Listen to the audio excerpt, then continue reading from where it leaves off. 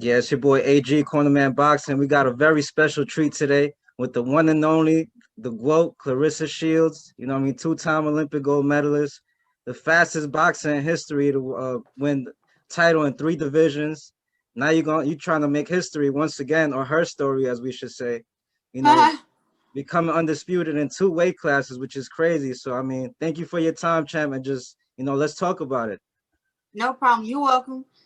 And yeah, just trying to make a lot of history. So when I retire, it won't be a next quote until she works very, very hard. Wow. Now, as we know, you're going against another undefeated fighter. I believe this is your seventh undefeated fighter in only 11 bouts. Like, Probably so. Yeah. yeah, that's crazy. So, I mean, what do you know about her? What do you feel, you can exploit in her game and stuff like that? Oh, she's a mover.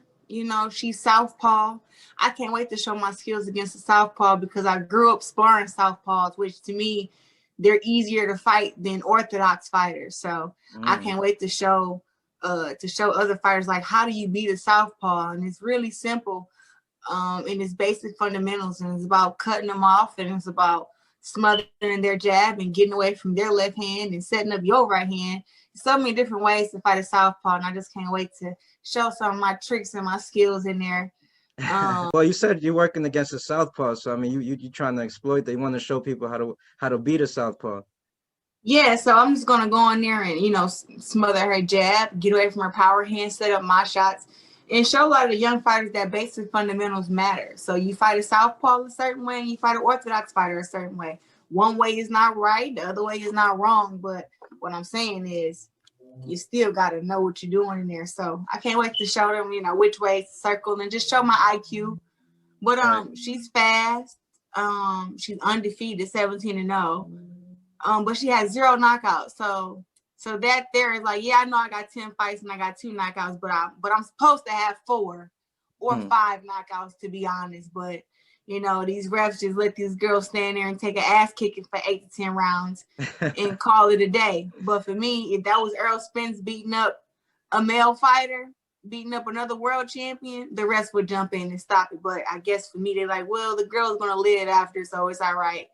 So I let these girls take a beating, but I'm supposed to have at least 4 to 5 knockouts, but I only have 2 out of my 10 True. fights. I mean, what matters is you get the job done, and I believe most of them are unanimous decisions anyway. So All of them. yeah. So I I mean, think all of them probably except Hannah Gabriel's probably was a majority, but I think that was unanimous too. Right? If I'm thinking right, I don't know.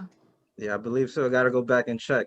Now, champ, the last time you fought, which you also got a unanimous decision over Ivana Habazin, it was about a year ago. Do you feel that inactivity could affect you at all, in any way?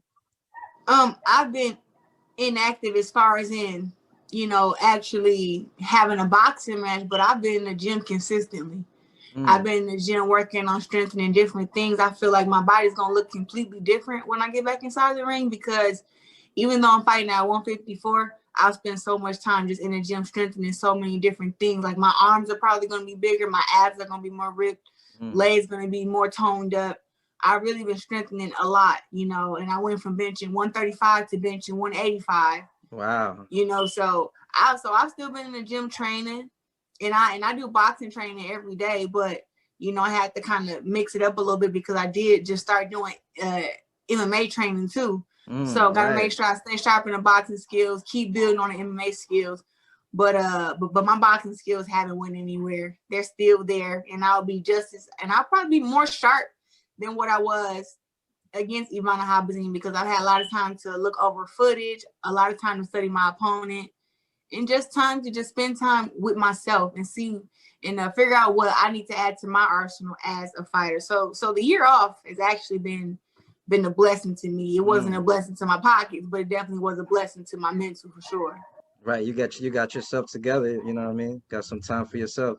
Now, Right. now, now, when you holding titles in several weight classes, how do you handle that? Fluctuating the weight, going from one weight class to another. Does that affect you much or not much?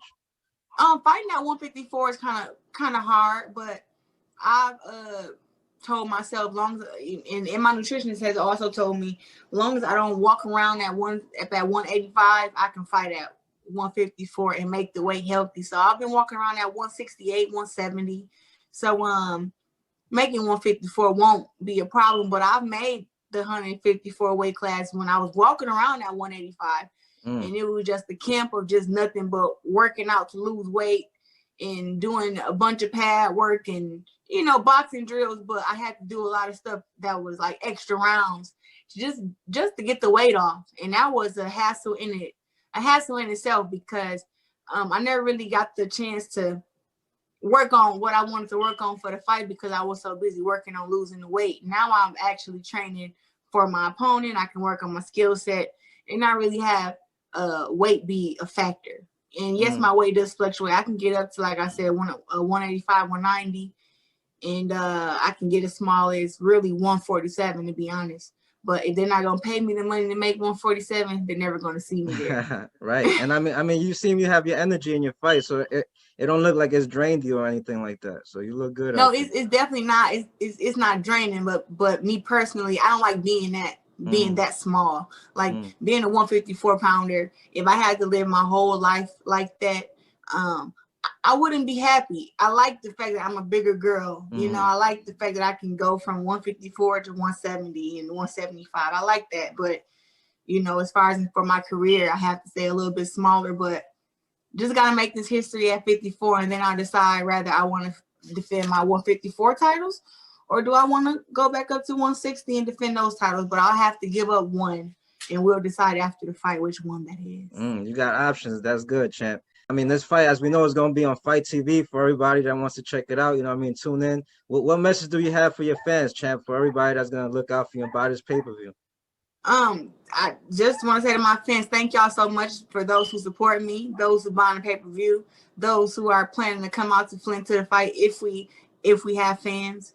And just want to tell them, like, thank them for supporting me all throughout this time of me being inactive in the ring.